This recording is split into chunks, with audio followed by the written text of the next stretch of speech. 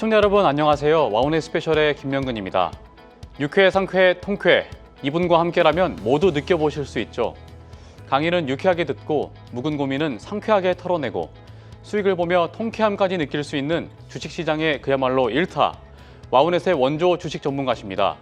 2000년부터 무려 23년째 시황 및 수급 분석 그리고 기술적 분석의 대가로 꼽히는 와우넷 파트너 조일규 대표님 모셨습니다. 대표님 강의 먼저 듣고 이어지는 대담에서 남은 이야기 나눠보겠습니다.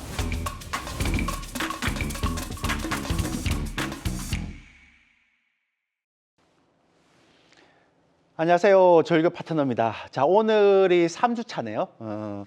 제가 2주차 동안은 계속 주간 시황을 얘기했는데 오늘은 지난주에 제가 시황을 좀 많이 했죠. 그래서 한 15분 동안만 할게요. 그래도 될 것 같아서 최대한 좀 줄였습니다.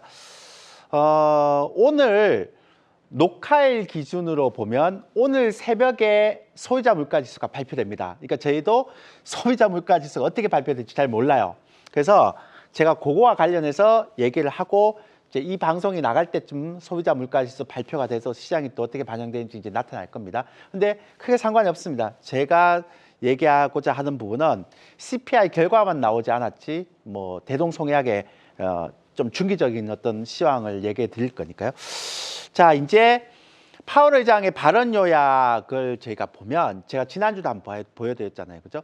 근데 왜 저희가 갑자기 신경도 안 쓰는 이렇게 소비자 물가 지수에 갑자기 신경을 쓰느냐. 그러니까 불과 1월 달 같은 경우는 신경도 안 쓰잖아요. 근데 왜 갑자기 이게 소비자 물가 지수 신경 쓰느냐라고 얘기하면 이 파월 의장의 발언 때문에 그래요.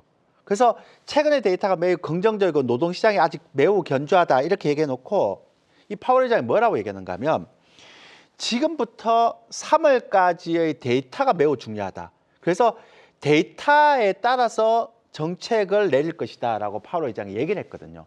그러니까 그 얘기는 뭐냐면 데이터가 너무 잘 나오면 다시 우리 물가가 올라가는 부분들에 대한 것들 때문에 뭐 해야 된다 그랬습니까? 예. 통화 정책을 긴축으로 가야 된다라는 얘기를 뉘앙스를 끌고 있었거든요.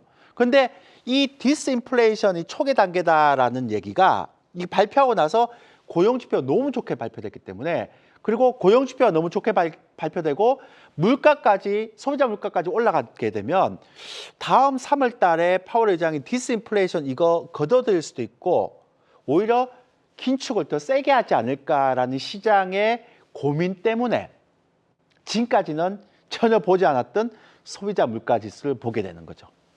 그래서 지금 소비자 물가 지수가 보건 이 미국의 정부의 고용이 너무 많이 올라갔기 때문에 그렇다라는 것들을 얘기 드리겠습니다. 너무 많이 올랐죠. 예상치가 18만 8천인데 51만 7천 명이니까요. 근데 제가 지난번에 다 말씀드렸지만 이 고용 지표의 세부 항목을 보면 그렇게 좋지 못해요. 이렇게. 그러니까 전부 다 제조업 쪽이나 빅테크 쪽이 아니잖아요. 그래서 제가 여러분한테 여기서 화두를 하나 던질게요. 그럼 갑자기 왜 이렇게 고용 지표가 올라갔을까? 의심해 본 적은 없나요? 미국의 고용 지표가 이렇게 올라간 거는? 왜냐하면 빅테크 기업이나 제조업 기업들이 굉장히 크게 해고를 하는데 왜 갑자기 18만 명에서 51만 명 확 올라갔을까요? 제가 추측해 본 결과 미국의 사람들이 저축률은 계속 떨어지잖아요. 그죠? 그런데 이 빅테크 기업이나 제조업 기업들이 그러니까 해고를 당하면 이 사람들이 놀고 있을 수 없잖아요. 그러니까 다음 내가 잡을 가질 때까지 파트타임 잡을 구할 수도 있죠. 또 하나는 기존의 파트타임 잡을 하는 사람이 내 저축률이 떨어지고 그 다음에 경기가 안 좋으니까 파트타임 잡을 하나를 하는 게 2개, 3개를 할 수도 있죠. 그렇잖아요? 근데 이렇게 2개, 3개를 하더라도 한 사람 기준이 아니라 세 개의 직장에서 고용에 대한 신고를 하기 때문에 고용 지표는 쫙 올라갈 수 있는 거예요. 그러니까 지금 1월 달에 나오는 이 고용 지표는 뭔가 모르겠지만 헛수가 좀 많은 느낌이 들지 않느냐라는 생각이 드는 거죠, 저는. 그래서 이제는 이 고용 지표를 봐야 되는 게 아니라 고용 비용 지수를 봐야 된다라는 생각이 드는 거예요. 왜?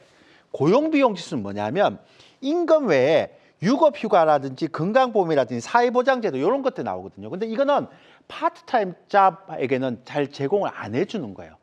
그러니까 그냥 고용지표가 엄청나게 올라갔다라고 그 데이터만 보고 우리가 판단할 수는 없는 거죠.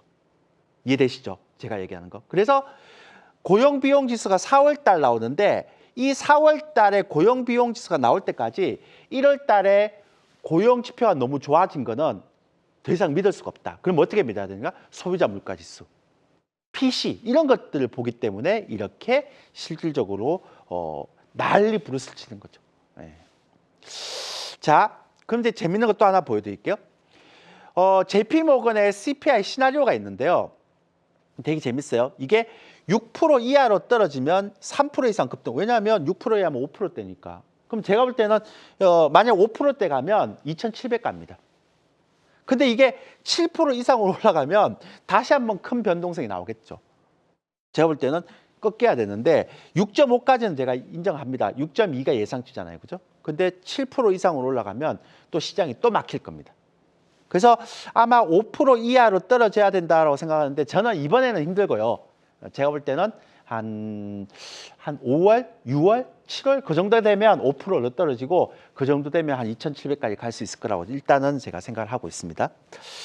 자, 시간당 평균 임금은 계속 떨어지고 있죠. 그러니까 CPI가 좀 올라간다 하더라도 어차피 후행성인 임금이 다 후행 반영을 하니까 제가 볼 때는 선행적으로 이렇게 계속 치니까 제가 볼 때는 결국은 계속 올라갈 가능성이, 그러니까 결국은 그러니까 CPI는 5%대로 떨어질 수 있다. 그러니까 이번에 만약에 CPI가 조금 예상치보다 올라가서 시장이 좀 충격이 있다 하더라도 전혀 겁먹지 말라는 거죠. 그건 변동성 요인이지 방향성 요인은 아니다.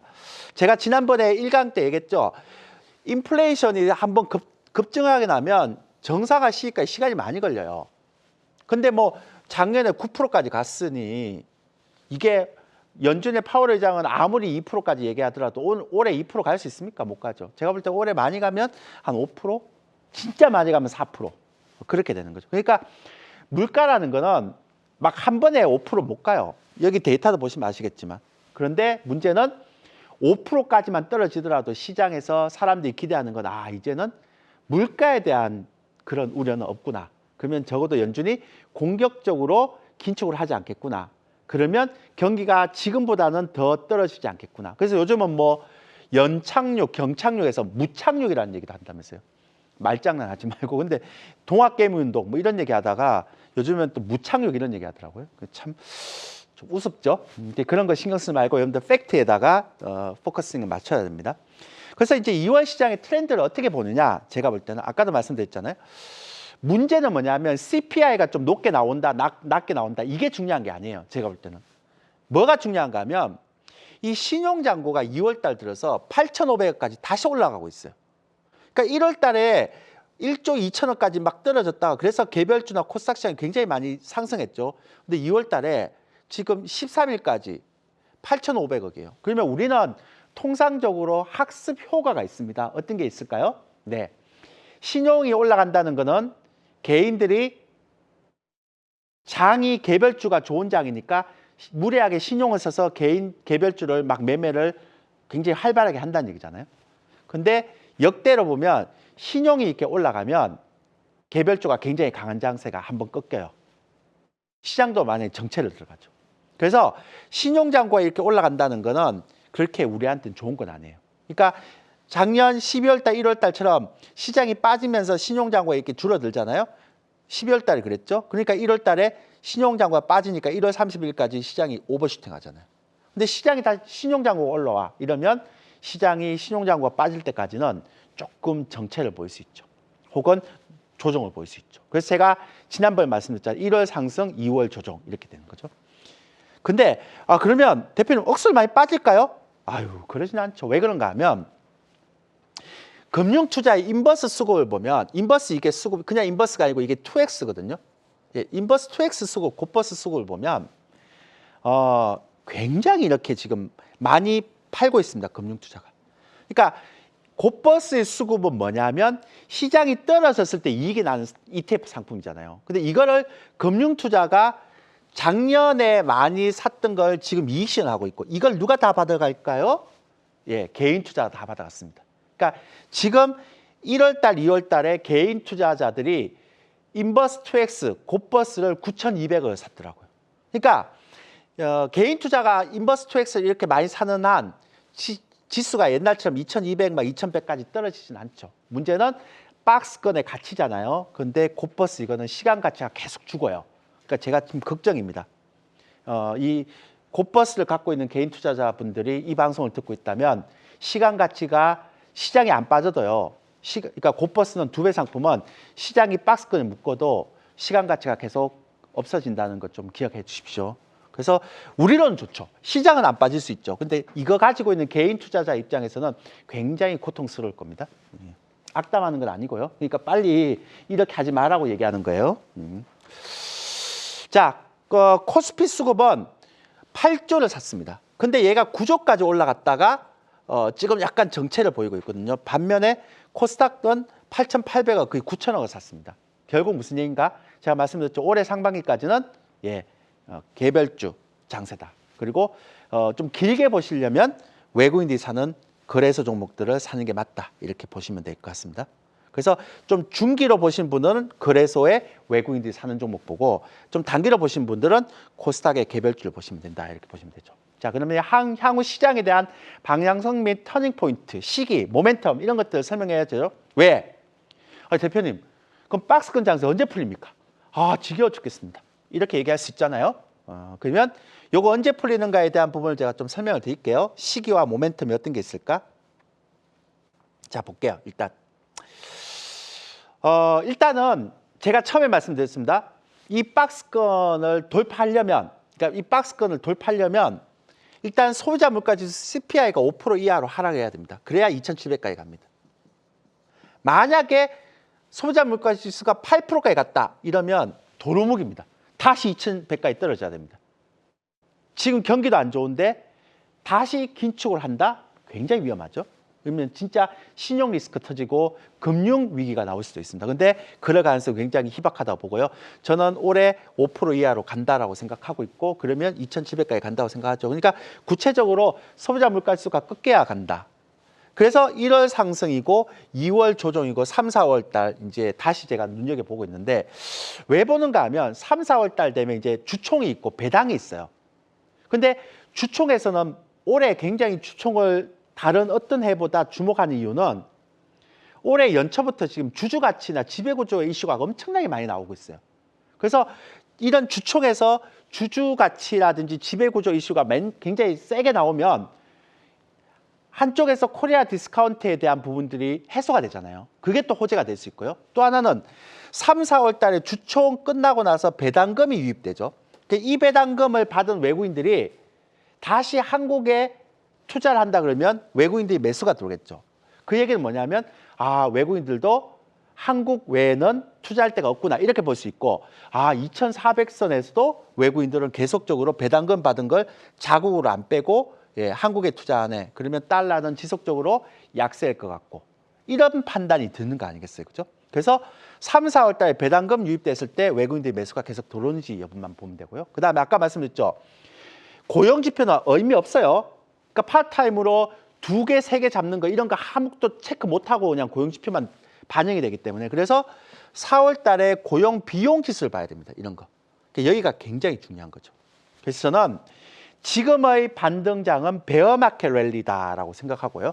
그래서 2023년대 지수 상단 밴드를 2,700 만약에 소비자 물가지수가 5%까지 내려오면 2,800도 갈 수 있다. 단 소비자 물가지수가 8% 가면 다시 2,200, 2,100까지 떨어져야 된다. 그러니까 요 라인만 생각하시면 되고요. 그 다음에 지금까지 경험해 보셨겠지만 2023년은 극심한 종목 차별화 장세. 즉 가는 종목만 간다는 얘기입니다. 그러니까 못 가는 종목 못 가기 때문에 여러분들이 올해는 시황보다는 지수보다는 종목에 대해 포커스를 맞추라는 얘기를 계속하죠. 그러니까 종목이 되는 종목들만 가라. 그러니까 좀 대형주나 시가총액 큰 종목들은 외국인들이 어차피 기관 안 사요. 기관은 돈이 없어서 못 사요. 왜냐하면 펀드에서 다 빼갖고 지금 딴 데 다 돌리고 있는데 그래서 외국인들이 사는 종목들을 하든지 아니면 스마트 머니가 움직이는 개별주라든지 이 개별주는 모멘텀이 있어야 되겠죠. 그죠? 그런 부분이 굉장히 중요하다라고 생각하시면 됩니다. 근데 이제 제가 아까 말씀드렸던 것처럼 지금 왜 베어마켓 랠리냐? 지난번도 말씀드렸죠. 2022년도가 굉장히 단일 그 해로는 가장 많이 떨어졌기 때문에 기술적 반등이 당연히 나오죠. 근데 이제 이 기술적 반등이 나오는 과정에서 우리가 이제 만약에 예를 들어서 수출 증가율이 지금 역대 최저잖아요. 만약 16.6인데 얘가 의미 있게 반등을 해주고 소비자 물가 지수가 만약 5% 이하로 5%까지 떨어져 버리면 그러면 올해가 저점이 돼 버리는 거죠. 그러면 나중에 2,700, 2,800 갔다가 다시 눌림목을 그러니까 다시 내년에 조정을 보인다 하더라도 올해 하반기부터 그러면 2,200 안 무너질 가능성이 있죠. 그래서 여러분들이 볼 때는 소비자 물가 지수를 먼저 봐야 되고요. 그다음에 글로벌 경기는 한국의 수출 증감률을 봐야 돼요. 이렇게 계속 저점이 무너지면 안 되고 이제는 16.6까지 떨어졌기 때문에. 근데 이제는 조금 이게 돌려져야 되는 시점이 나와야지만 시장이 방향성을 틀 거다라고 생각하시면 됩니다. 많은 분들이 왜 수출 증가율을 봐야 됩니까? 한국은 세계 모든 나라로 다 수출을 하기 때문에 한국의 수출 증감률을 보는 게 가장 빨리 글로벌 경기를 보는 거다. 그래서 외국인들이요, 한국에 투자할 때 글로벌 경기를 볼 때 한국의 통계청 있죠. 그런 데 가서 맨날 이렇게 수출 증가율 보고 무역 수지 보고 이런 거 봅니다. 왜냐하면 한국이 바로 밑에기 때문에. 일본은 요즘 많이 이렇게 꺾여버렸죠. 그죠? 그래서 한국의 수출은 곧 글로벌 경기와 연관된다. 그래서 요게 돌아서고 물가 지수가 5%까지 탁 떨어지면 그때는 이제 방향성을 틀 수가 있다. 좋다. 이렇게 말씀드리도록 하겠습니다. 이상입니다. 안녕하세요. 조일구 스페셜의 조민재입니다. 주식 투자는 하나의 농사와 비슷합니다. 작물을 심어 꽃이 피고 열매를 맺어 수확하기까지 정성은 물론 인내와 노력이 필요한 법이죠. 농사를 짓다 보면 태풍이나 서리, 가뭄이 찾아오듯 주식시장에 예기치 못한 상황과 마주할 때도 있는데요. 와운의 조일교 파트너가 비 오는 날엔 우산이, 가뭄이 찾아올 땐 단비가 되드립니다. 조일교 스페셜만의 시그니처 QR 이벤트도 기다리고 있는데요. 방송 화면에 QR코드를 찍으시면 주식과 파생, 교육 VOD의 알찬 자료집까지 모두 받아보실 수 있으니까요. 지금 바로 함께 하시기 바랍니다. 시황을 타고 성공 투자로 향하는 조일교 스페셜. 그럼 계속해서 함께 하시죠. 네, 대표님 오늘도 귀한 강의 잘 들었습니다. 매주 와우넷 클래스 시청자들의 기대가 대단한데요. 오늘은 또 어떤 내용을 설명해 주실 건가요? 자, 오늘은 차트를 보는 데 있어서 빠질 수 없는 이동평균선에 대해서 설명드리려고 합니다. 좀 힘들어요. 근데 이해하기가 좀 힘든데 저랑 따라와 보시면 좀 쉽게 이해할 겁니다. 왜냐하면 그래서 제가 시황은 15분 했고 이거 30분 배정했거든요. 우리 명건 MC가 다 이해할 정도면 이해할 수 있겠죠. 그래서 오늘은 신개념 이평선, 자꾸 신개념 붙여서 이상하긴 한데 신개념 이평선을 설정하는 방법부터 지금 설명해 드리도록 하겠습니다. 그럼 대표님 이동평균선 하면은 또 지지와 저항의 기준이 되는 선인데요. 이 이동평균선 기준으로 투자를 하는 경우 오차 범위가 너무 커지거나 아니면 추세 전환 타이밍을 놓친다든지 하는 경우가 많더라고요. 이 이동평균선의 문제점을 해결할 수 있는 또 좋은 방법이 없을까요? 많이 아시네요. 지지와 저항하고 이게 오차 범위 너무 커지는 것도 많이 아시네요. 근데 그게 왜 그런가를 제가 설명드릴게요. 제가 준비한 자료 보시면서 가겠습니다. 자, 제가 이동평균선 이제 오늘부터 시작해서 완벽한 정복을 하도록 하겠습니다. 1단계 다다다다다다다다 가겠습니다. 자, 일단 이평선의 정의를 보면 이게 이제 이런 포털 사이트 보면 이평선의 정의가 이렇게 돼 있어요. 일정 기간 동안에 주가를 산술한 평균값 이렇게 돼 있어요. 그래서 제가 이렇게 하니까 사람들이 이거에 대해서 이해를 못 하는 거야. 그래서 저는 이 이평선의 정의를 좀 바꿨으면 좋겠어요. 이 포털 사이트에 얘기해서 이거 아니다. 제발 좀 이거 바꿔라. 이렇게 얘기해서 오늘 답답해 죽겠어요.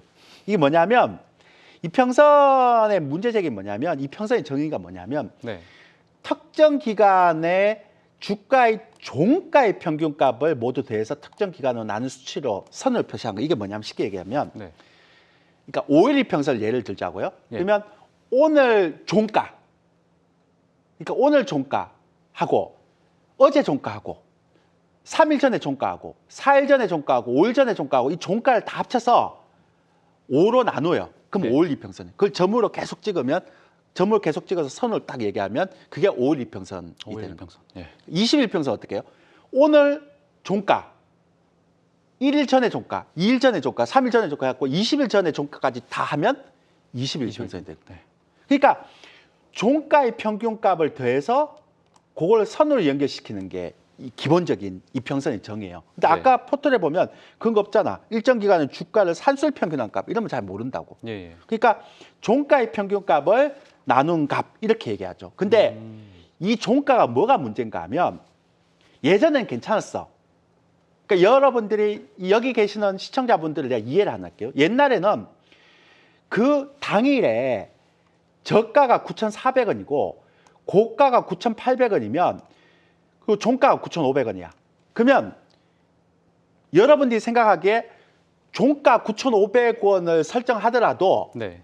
저가하고 고가하고 차이가 400원밖에 안 나니까 그렇죠. 오차 범위가 없잖아. 네네. 그러면 종가를 하든 뭐 이 고가 저가의 차이를 하든 별 차이가 없어. 변동성이 없을 때는. 네. 그러니까 캐캐 먹을 때 만든 이평선이라서 이런 거예요. 근데 요즘 그런 말 그렇지 않잖아요. 그렇지 않죠. 네. 당장 오늘 새벽에도 CPI 나오면 또 엄청나게 변동성이 있을 건데. 맞아요. 네. 그 최근의 트렌드는 뭐냐면 저가가 9,400원이고 고가가 1,500원이고 종가가 1,200원이에요.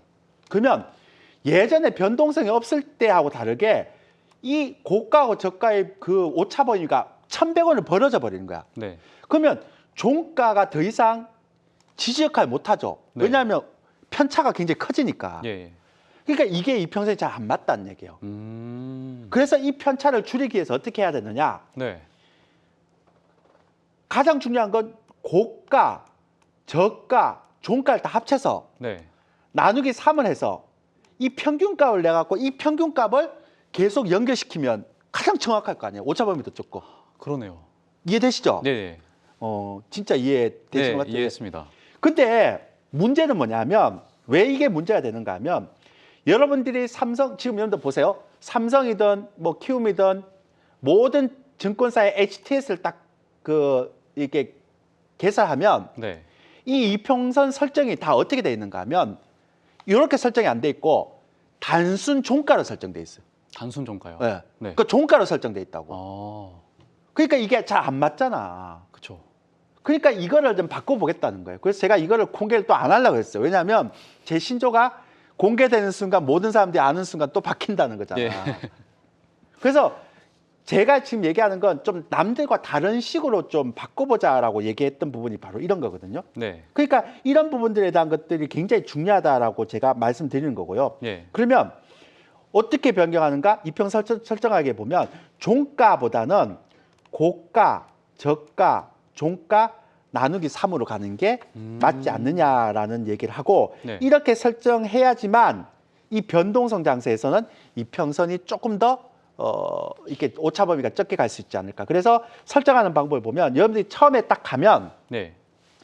이제 명건 MC가 HTS 딱 개설하잖아요. 네네. 그럼 어떻게 돼 있는가? 이렇게 돼 있어요. 네. 이평선 딱 하면 보세요. HTS 종가에 단순히 이렇게 딱 설정이 돼 있어요. 그러니까 이게 안 맞단 말이야. 예. 이거 어떻게 바꿔야 되는가 하면 고저종 나누기 3선의 지수라든지 이제 나중에 이거 나중에 얘기하면 되고요. 그러니까 일단은 종가를 뭐로 바꾼다? 고가, 저가, 종가 나누기 3 이렇게 요걸 다 바꾸자. 아. 이 얘기예요. 예. 그러니까 여러분들이 보면 요거에 대한 것들을 바꿔서 이평선 설정을 여러분들이 바로 해야지만 네네. 여러분들만 이평선이 딱 세팅이 된다. 이 얘기를 제가 처음에 하는 거예요. 이해되셨어요? 예, 예. 그러니까 고가, 저가, 종가를 더한 값을 3으로 나눈다. 이 이동평균선의 오차를 줄이는 이렇게 간단한 방법이 또 있었네요. 그렇죠. 예. 그러니까 예전 변동성이 없을 때는 그랬지만 변동성이 클 때는 예. 종가 갖고 도저히 대응이 안 되잖아요. 예. 저가하고 고가 이렇게 차이 나는데 종가를 가지고 보면 원래 주가라는 게 어느 정도 바닥이 들어오면 저가 확 들어와서 땡기고 이러잖아요. 예, 예. 근데 저가가 종가보다 저 밑에 있으면 종가를 설정하는 게 이평선의 지지 역할을 할 수 있나요? 못 하는 거죠. 아. 그래서 오차 범위를 줄이기 위해서 고가, 저가, 종가 나누기 3선 이렇게 해서 연결시키는 거죠. 과학적이잖아요. 네, 그러네요. 근데 여러분들 이거 할 필요 없어요. HTS에 설정하는 게 다 있어요. 종가. 그런가요? 그거 다 설정하는 게 다 있어요. 그러면 어떤 분이 이거 대표님 그거 우리가 만들어야 됩니까? No. 다 있어요. 그러니까 여러분들이 해야 될 건 뭐냐면 콜센터에 전화했어서 네. 또 내일부터 증권사 콜센터도 바쁘겠네. 그럼 되게 귀찮아하거든요. 콜센터 이 직원분들이. 그러니까 조일교 대표가 가르쳐서 했다라는 얘기하지 말고 저 욕 먹을 수 있으니까요. 그냥 네. 전화해서 저기 직원분 저 종가 말고 뭐 이렇게 설정하는 게 있다는데 그것 좀 어떻게 할 수 있습니까? 하면 다 가르쳐 줍니다. 아, 그렇군요. 그렇게 하십시오. 꼭 제가 얘기했다 하지 마세요. 저 욕 먹습니다. 예. 예, 그렇군요. 네, 대표님, 변동선 장세에서 이렇게 이동평균선을 조절해야 된다는 말씀을 해주셨는데요. 네. 이 이동평균선의 설정을 변경하는 건 또 어떻게 하는 건가요? 예, 설정을 변경하는 건 이제 이게 이 선을 변경하는 거거든요. 네네. 그 전에 이평선 설정하기에 제가 하나만 더 얘기하고 선 얘기를 할게요. 네. 자, 이게 뭐냐면 여러분들이 처음에 이평선 설정돼 있으면 종가 옆에 또 단순이라고 이렇게 설정이 돼 있을 겁니다. 이렇게. 근데 이제 단순하지 마시고 네, 단순 말고. 그러니까 왜냐하면 단순은 지수를 반영을 못 해요. 네. 그래서 가중치가 있잖아요. 여기 가중이나 지수가 있죠. 예. 읽어보면 요거에 대한 부분들이 쭉 나와 있어요. 그래서 가중치도 보면 과거보다 최근 데이터에 더 가중치를 두고 네. 지수를 보면 이렇게 보완하기 위해서 지수가 이렇게 상한다 했죠. 그러면 앞으로 여러분들은 나누기 3선뿐만 아니라 단순으로 설정되어 있는 것도 가중이나 지수를 바꾸면 됩니다. 그렇게 하시면 되고요. 네. 자, 지금 얘기했던 게 뭐냐면 숫자 얘기를 한 것 같은데 예, 예. 보통은 50, 20, 60, 120으로 했죠. 네. 그거 왜 그렇게 설정하는 건지 아세요? 아무래도 5일이 일주일이다 보니까 일주일을 보기 위해서 5일로 설정하고 그다음 20일은 20일은 한 달의 어. 평균 네. 평일이 이제 맞아, 20일 맞아, 정도 맞아요. 되잖아요. 예. 그다음에 60일은 60일은 3개월? 예. 그렇지, 3개월이죠. 3개월이 왜 중요한가 하면 예. 실적 발표가 분기야. 분기별로 나오죠. 네. 그다음에 60일은 120일은 뭐예요?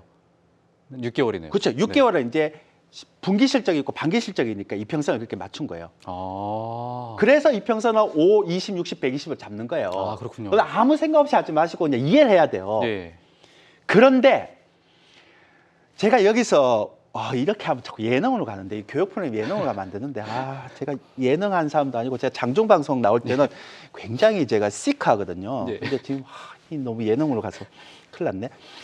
근데 웃지 마시고 제가 웃는다. 그러니까 이 야심한 밤에 좀 재밌게 하려고 그런 겁니다.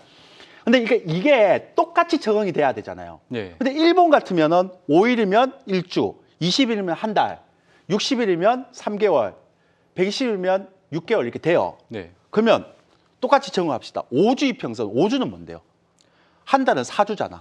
그렇죠. 그러면 20주는 뭔데? 60주는 뭔데? 120주는 뭔데? 그렇게 연관성이 없어 보이는데요. 그러면 5월은 뭔데? 아. 5개월치는 뭐냐고. 예. 월봉의 5월 이평선이라는 게 5개월치는 뭐예요? 실적 발표도 3개월에 한 번씩, 6개월에 한 번씩 하는데. 그럼 결국 무슨 얘기인가 하면 아니 이런 규칙성이라는 게 일봉에 적용할 때도 똑같고 주봉에 적용할 때도 똑같고 월봉에 적용할 때도 똑같아야지. 예. 일봉에만 그런 규칙성이 있고 주봉이나 월봉 가면 규칙성이 아무것도 없는데 네. 그럼 뭘 먹고 여러분들 이렇게 얘기합니까? 그게 대해서 제가 또 강력한 이의 제기를 한 거죠. 예.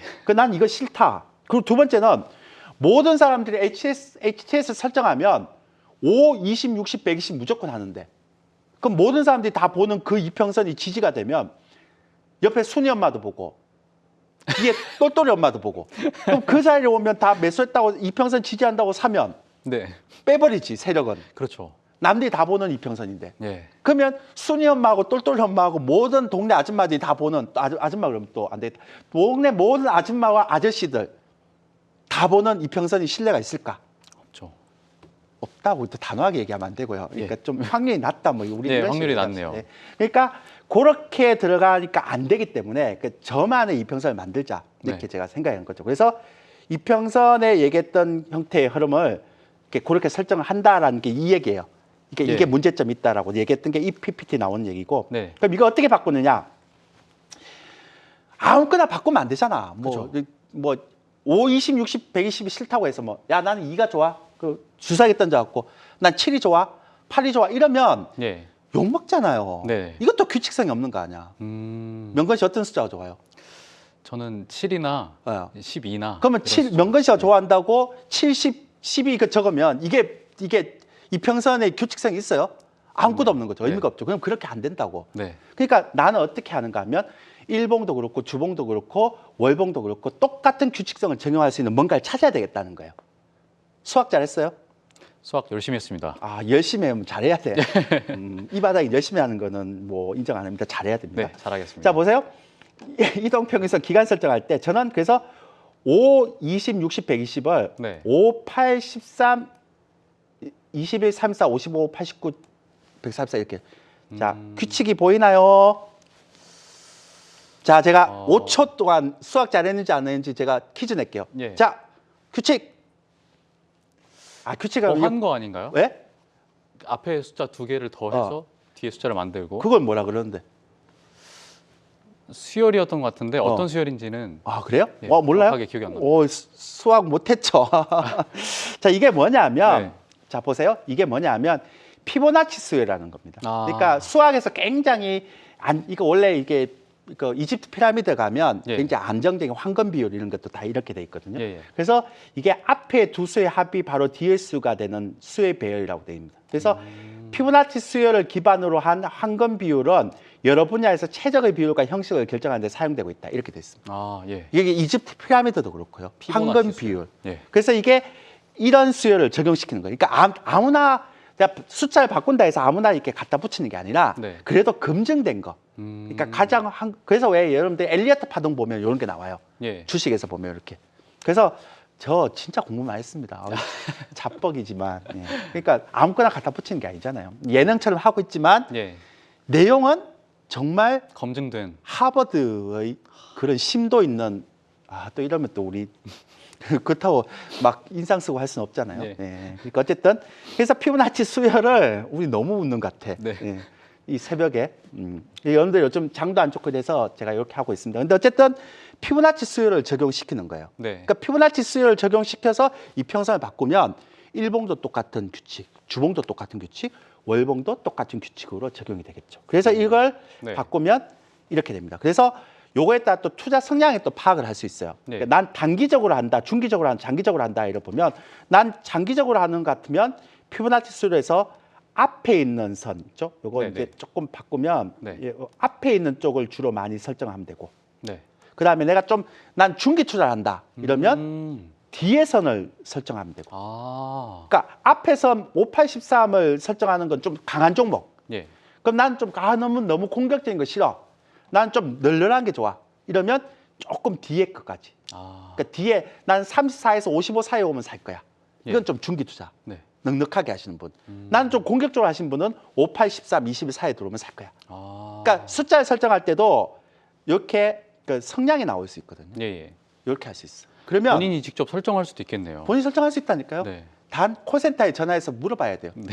제가 말씀드렸죠. 물어볼 때는 제가 얘기했다고 하면 안 됩니다. 네. 저 욕 먹습니다. 그러니까 꼭 여러분들이 이거 어디서 봤는데 방송에서 봤는데 좀 가르쳐 주십시오. 그럼 네. 다 친절하게 가르쳐 줍니다. 여러분들이 다 스스로 내고 있기 때문에 그렇습니다. 네, 이쯤에서 좀 궁금한 게 있는데 이제 아마 방송 이후에 다들 피보나치 수열을 다 적용을 해가지고 다 같은 그 지금 이평선을 사용할 것 같아요. 아니야, 그럴 정도까지는 아니에요. 뭐 내가 그렇게 파워 있는 사람도 아니고 뭐. 그러니까 예. 많은 사람들이 쓰기 전까지 전에 빨리 하면 돼요. 아, 그렇죠. 예, 네. 또 그렇게 하고 네. 뭐 그렇게까지 앞서 나가서 결정할 거야 뭐 있겠습니까? 네. 예. 그렇군요. 예, 그렇게 하시면 되고 제가 또 말씀드리고 싶은 건 뭐냐면 여러분들이 제가 왜 이런 얘기를 하는가 하면 저 사람은 남들과 다른 걸 자꾸 접목시키는구나. 그런데 그게 좀 논리적으로 설득력 있는 걸 좀 접목시키는 거야. 이런 것들을 하라는 거죠. 그러니까 주식을 할 때는 네. 남들과 좀 다른 쪽으로 가야 됩니다. 남들과 다르게. 그러니까 남들과 똑같이 가면 성공 못하죠. 이건 비단 주식뿐만 아니라 다른 분야도 마찬가지거든요. 아, 근데 예. 남들과 다른 쪽으로 접근을 하되 네. 그게 항상 뭐가 있어야 됩니까? 규칙성이 있어야 돼요. 음. 뜬금없이 갖고 오면 안 되고 네. 뭔가 이렇게 논리가 있어야 되고 음. 규칙성이 있어야 되고 네네. 그런 게 있어야 되는 거죠. 아. 됐죠? 이번 리액션은 약간 좀 가식적인데요. 예. 그렇군요. 예, 대표님 또 궁금한 게 또 있는데 네. 이 이동평균선 설정법을 또 배우고 나니까 네. 이제 본격적으로 제가 또 투자를 해보고 싶은 마음이 좀 밀려오고 있거든요. 네. 이 이평선을 활용해서 투자를 할 때 또 특히 주의해야 될 부분들이 또 있을까요? 많이 있습니다. 그런데 제가 얘기를 했던 부분도 마찬가지겠지만 네. 이평선을 설정할 때 오늘 제가 여러분한테 하나만 좀 당부를 드릴게요. 그러니까 오늘 여러분한테 말씀드리고 싶은 거는 그러니까 이평선을 제가 설정할 때 피보나치 설정할 때는요. 좀 중기적인 건 좀 이렇게 숫자가 먼 걸 하라 그랬잖아요. 네. 근데 제가 지난번에 거래량 할 때는 단기 투자자용은 안 했어요. 네. 그러니까 그리고 다음 주에 얘기하는 수급편을 할 때는 단기 투자자용 아니에요. 네. 중기 투자자용이에요. 그러면 이평선까지도 중기 투자자용으로 해버리면 좀 단기 투자하시는 분, 네, 뭐 보시면 뭐 우리 좀 단기로 투자하시는 분들, 뭐 일등주 잡는 사람들은 너무 좀 소외되는 게 아닌가라는 생각할 수도 있잖아요. 그쵸. 그래서 오늘 이평선은 중기 투자용, 장기 투자용도 있겠지만 네. 또 시장에 적응할 수도 있거든요. 제가 그건 좀 이따 제가 말씀드릴게요. 이평선을 어떻게 시장에 접목시키는가 얘기 드리겠지만 일단 주식에 대해서는 좀 주도주나 일등주를 잡는 방법에 대한 부분들을 좀 설명해 드릴게요. 그러니까 네. 좀 중기적인 종목이 아니라 예. 내가 오랫동안 매집을 했다가 그냥 올라가는 게 아니라 네. 가는 종목들을 따라잡는 오. 방법, 그런 것들을 좀 말씀드릴게요. 근데 이거는 확률이 주도주 잡는 거기 때문에 트레이더 입장에서는 굉장히 좋아요. 그리고 만약에 여러분 이 방송을 보시는 중기 투자하시는 분이 있다면 요 방송 말미에 제가 이평선에 중기적인 투자를 하신 분이 시장 보는 방법에 대한 얘기를 제가 할 거니까 그거 꼭 들어주셔야 됩니다. 네, 알겠습니다. 예. 자, 일단 기본적으로 한번 볼게요. 레인보우 로보틱스라는 최근에 가장 강한 로봇 관련주 1등주예요. 네. 근데 이게 어떤 차이가 있는가를 한번 볼게요, 제가. 네. 자, 여러분들이 HTS를 키면 기본적으로 설정되어 있는 5, 20, 60, 120 단순 종가를 보면 네. 어떤 일이 보면 올라가다가 요 5선이 무너졌죠, 여기. 네. 그죠? 근데 5선이 이렇게 무너지고 나니까 그러면 20선까지 와야 되잖아. 근데 안 오고 그냥 가버리네. 어떤 경우죠, 저런 건? 그러니까 예를 들어서 보세요. 예. 그러니까 여러분들이 아까 말씀드렸던 것처럼 내가 이평선이 지지와 저항의 어떤 흐름을 본다 그러면 네. 난 5선을 타고 갈 때 매수할 거다. 그리고 5선이 관리가 안 되면 손절할 거다. 이렇게 생각할 거 아니에요. 예. 근데 이런 이평선을 만약에 연들이 했다 그러면 얘는 지금 5선이 무너졌죠. 네. 그럼 반등시 어떻게 해야 돼요? 손절해야 돼요. 아, 그러면 날아가 버리잖아요. 예. 근데 이평선을 제가 방금 얘기했던 거 바꿀게요. 제가 공격적으로 바꿀게요. 그러면 어떻게 돼요? 5, 8, 13선만 딱 설정할게요.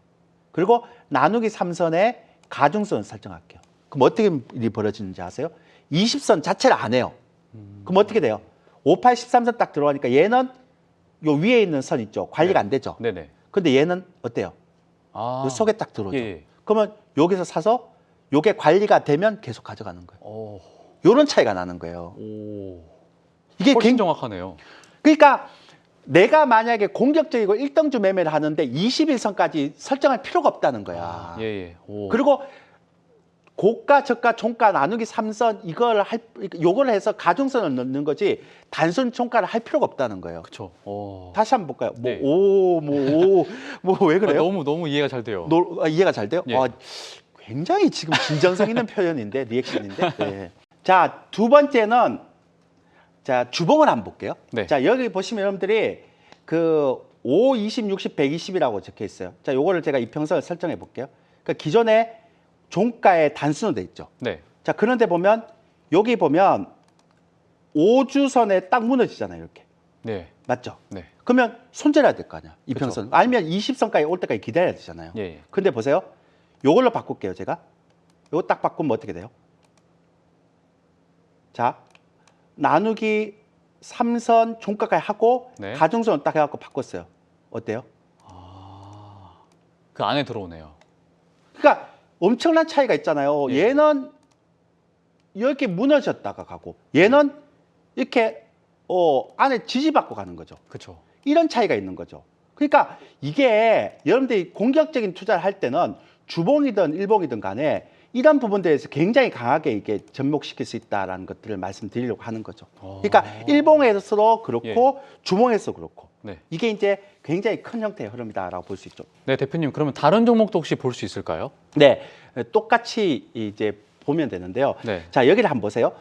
여기 카카오라는 종목이 있는데요. 이 카카오가 추세 구간일 때 어떤 흐름이 나타나는가 하면 네. 이 타고 가죠, 지금 이거를 주봉상으로.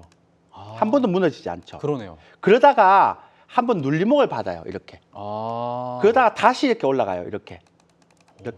근데 이 눌림목을 받을 때는 예. 떨어졌다 올라갔다 떨어졌다 올라갔다 하죠. 네. 근데 이게 다시 올라갈 때 어때요? 종가상 잘 안 무너져요. 이렇게 예, 예. 보세요. 잘 안 무너지잖아요. 네네. 계속 밑에 있는 녹색선을 종가상 지지를 지지를 받고 가잖아요. 예. 그죠? 근데 이러다가 어느 순간에 관리가 이게 안 되잖아요. 이러다가 예. 이럴 때쯤면 내려올 때는 어때요? 아, 밑으로 이제 타고 가죠. 이렇게. 네. 이 보세요. 녹색선을 못 넘죠. 이렇게. 그러네요. 그러니까 여러분들이 생각할 때는 뭐냐면 이 주봉상의 5813선 위로 타고 올라갈 때만 뭘 하면 돼요?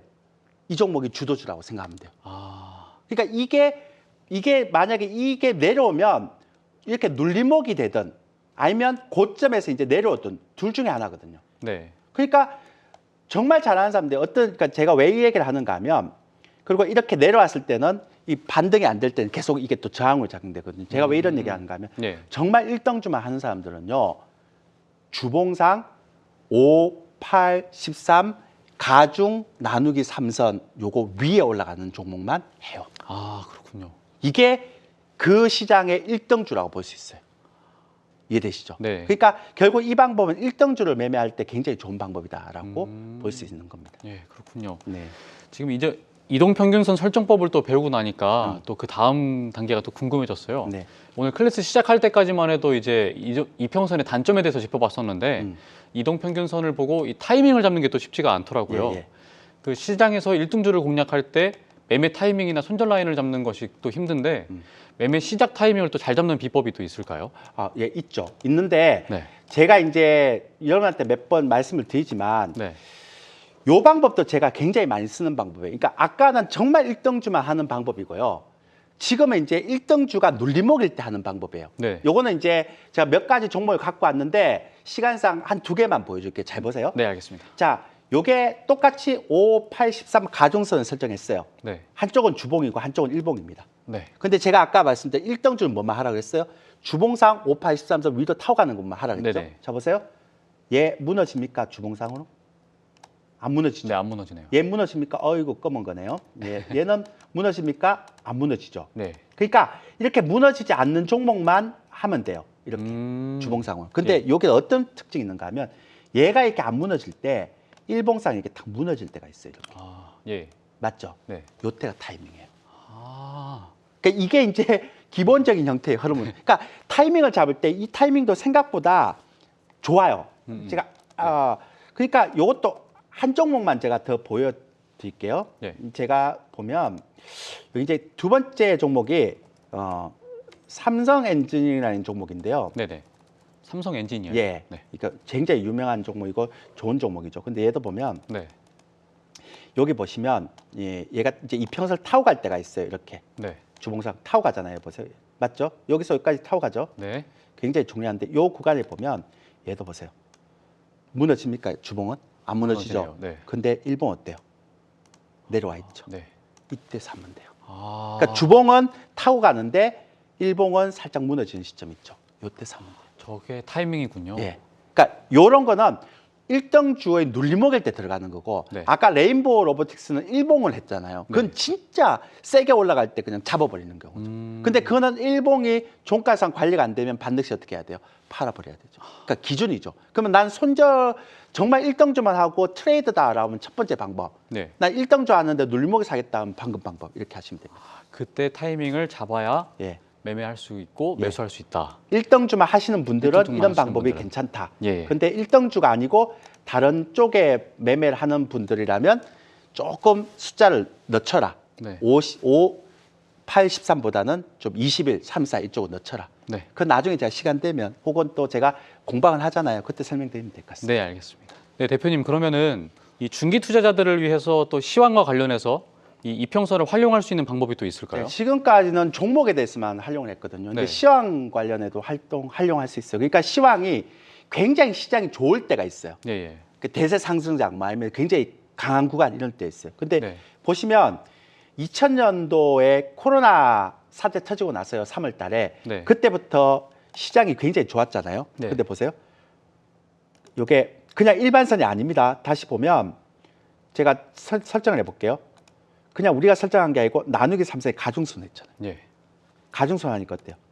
주봉이 쫙 아, 가죠. 그리고 더 중요한 건 네. 얘가 살짝 무너지죠. 네. 무너질 때가 되게 중요해요. 무너질 때 이 무너지는 이 음봉의 저점을 절대 깨면 안 돼요. 그러면 다시 가요. 이해되시죠? 예, 뭔 예. 얘기인지. 네. 그러니까 이렇게 하다가 다시 이평선 위에 올라가잖아요. 네. 그러면 또 이렇게 가는 거예요. 아. 근데 더 웃기는 거 보여드릴까요? 그러니까 이게 이제 대세 상승장이라는 얘기예요.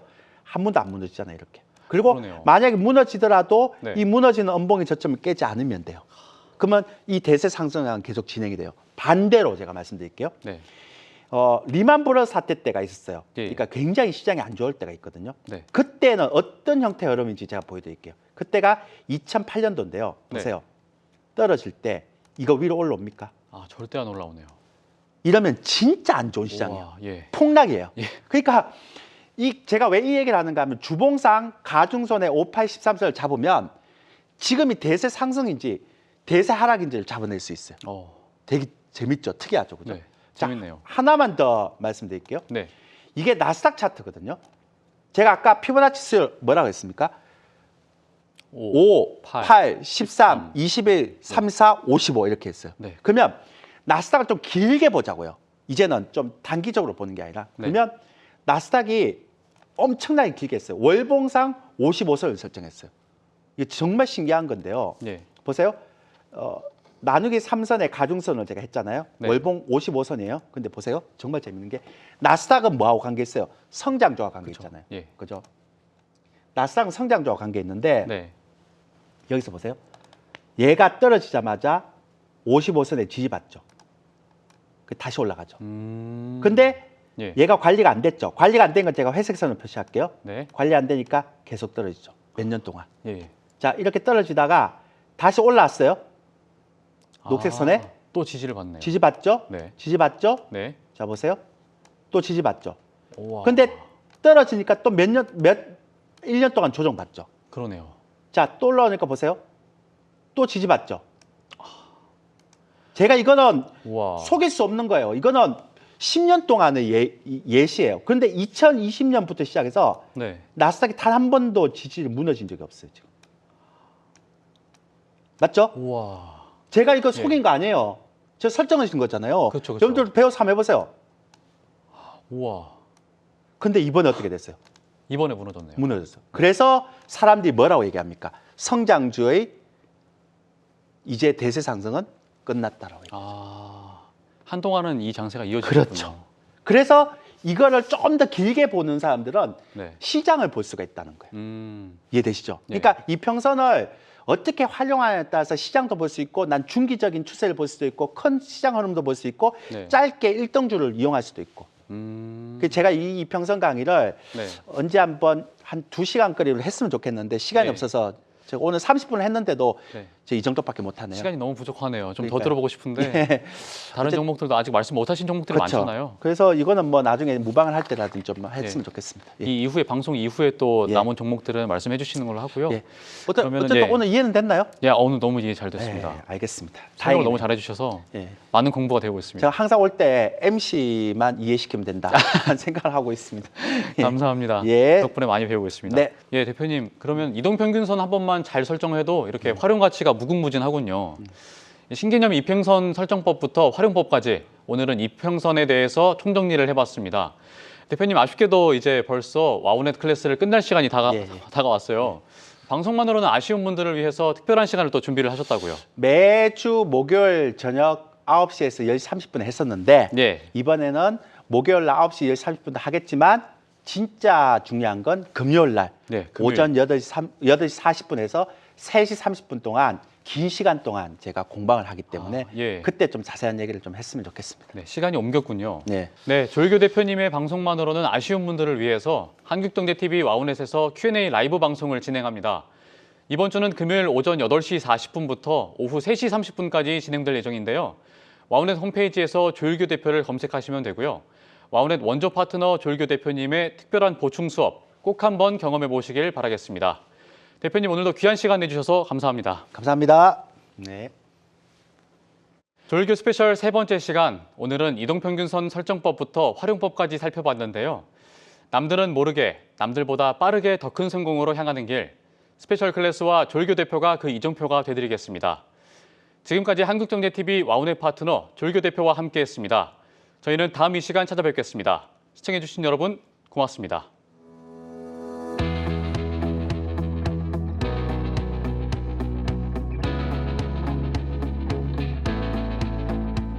네, 여러분은 지금 조일교 스페셜 세 번째 강의와 함께 하셨습니다. 오늘은 이동평균선에 대해 알아봤는데요. 성공이라는 값진 열매를 수확하는 그날까지 조일교 스페셜이 여러분과 함께 하겠습니다. 조일교 스페셜의 시그니처 이벤트, 참여하시는 방법은 다음과 같습니다. 방송 화면에 QR코드를 찍으시면 주식과 파생, 교육 VOD부터 자료집까지 풍성한 선물을 드리니까요. 조일교 파트너가 준비한 특별한 선물 지금 바로 만나보시기 바랍니다. 시황을 타고 성공으로 향하는 조일교 스페셜. 그럼 다음 이 시간에도 함께 해주세요.